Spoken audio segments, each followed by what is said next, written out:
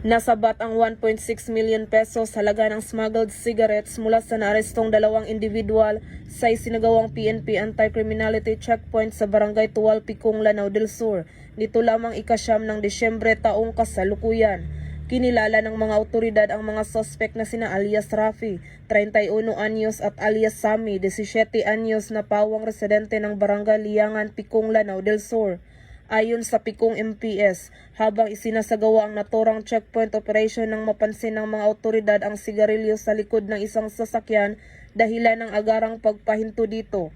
Nang hinga ng mga kaukulang dokumento ang mga suspect ay bigo silang ipakita ang mga ito na nagresulta sa pag-aresto sa mga suspect. Nakuha mula sa mga suspect ang karton-kartong mga smuggled na sigarilyo at isang sasakyang Mitsubishi L300.